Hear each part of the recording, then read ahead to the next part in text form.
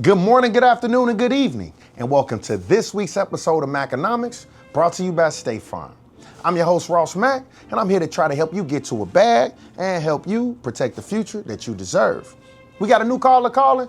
Talk to me what you got. What's up, Ross, man? Look, let's just say the parlays ain't been parlaying for the kid, man. And as a result, I got about 3 credit cards maxed out.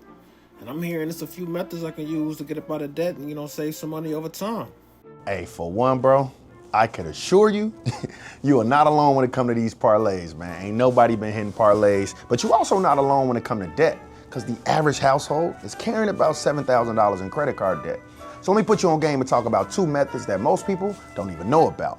And these ways could actually help you pay down debt a lot quicker, make it more simple, and save you a little bit of money in the long run. And that's debt consolidation and balance transfers. First up, let's talk about debt consolidation. Now, this is when you take multiple debts, like your different credit cards, personal loans, maybe even medical debts, and you roll them into one new single loan. So yes, you can literally take out a new loan and that will pay off all your other existing debt.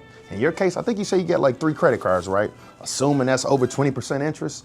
Now look, let's actually talk about why some reasons this would actually be good, especially in your case, right? First, you'll actually have one monthly payment instead of juggling 3 different payments that all could be at 3 different times. Now 2, you could potentially have a lower interest rate compared to those credit cards that you're probably paying over 20%, right? And 3, you can now have a clear timeline to actually becoming debt-free.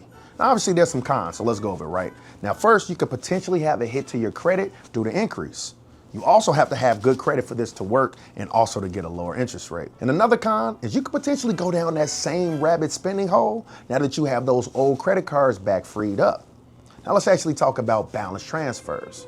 Now this is when you move your credit card debt to a new credit card that offers probably 0% interest for an introductory period, usually about 12 to 18 months. Now look, this is a good play, right? If 1, you have high interest debt.